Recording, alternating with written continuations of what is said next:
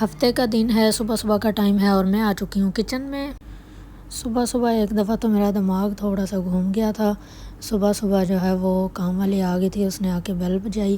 ایک دفعہ تو میں نے سوچا کہ رہنے دیتی ہوں، بجاتی رہے بیل، نہیں میں اٹھتی، لیکن پھر مجھے اپنے کانوں کا خیال آیا کہ مجھے ڈاکٹر کے پاس جانا پڑے گا۔ وہ بیل پہ ہاتھ رکھ دیتی ہے اور جب تک کھولے نہیں وہ بیل میں سے ہاتھ نہیں اٹھاتی، تو پھر مجھے اپنے کانوں پہ تھوڑا ترس آیا۔ پہلی بات تو یہ کہ اتنی سردی میں مجھے ڈاکٹر کے پاس جانا پڑنا تھا، اور دوسری بات یہ خرچہ بھی میرا اچھا خاصا آ جانا تھا۔ یہاں پہ پاکستان میں ڈاکٹرز بھی اس طرح کیا کہ اگر ایک دفعہ چلے جائیں تو پھر وہ کہتے ہیں کہ بس ہمارے پاس ہی آتے رہو۔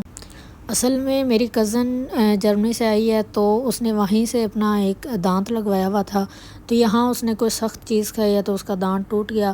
پھر یقین کریں وہ تقریباً 4 سے 5 دفعہ وہ لگوا چکی ہے، ایک سے لگوا کے آتی ہے، وہ آتے ہی 1-2 دفعہ تو آتے ہی بس اتر گیا دانت۔ پھر 2-3 دفعہ جا کے اس نے اگین لگوایا، لیکن اب یہ ہے کہ جگاڑ لگا ہوا ہے۔ باقی ڈاکٹرز کا تو مجھے پتہ نہیں، لیکن یہ جو ڈینٹسٹ ہیں یہ تو آئی تھنک جگاڑ ہی لگاتے ہیں۔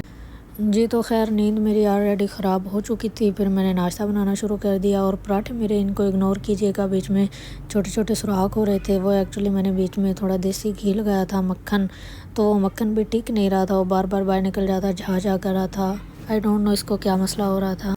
ساتھ جو ہے وہ میں نے چائے رکھ دی، چائے بن رہی تھی، میرا دھیان ذرا سا ادھر ادھر ہوا تو چائے جو ہے وہ گر گئی۔ چائے گرنے کا دکھ بھی چائے کے شوقین ہی سمجھ سکتے ہیں۔ ایک تو یہ کہ ہماری اتنی قیمتی چیز گر جائے اور اوپر سے پھر اس کو صاف بھی کرنا پڑے، ڈبل دکھ۔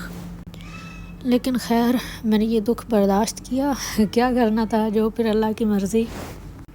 میں نے اس کو جلدی سے صاف کیا، تو ساتھ ہی مجھے خیال آیا کہ آملیٹ تو میں نے بنائے نہیں، بس پراٹھے بنائے اور پھر چائے رکھ دی، وہ بھی گر گئی، تو آملیٹ تو بالکل یاد نہیں تھا، لیکن چائے نہیں بھولتی بالکل بھی، بے شک دن میں 10 دفعہ بنانی پڑ جائے نا تو بھی، لیکن آملیٹ تو میں بھول گئی تھی۔ پھر میں نے جلدی سے آملیٹ کا جگاڑ لگایا۔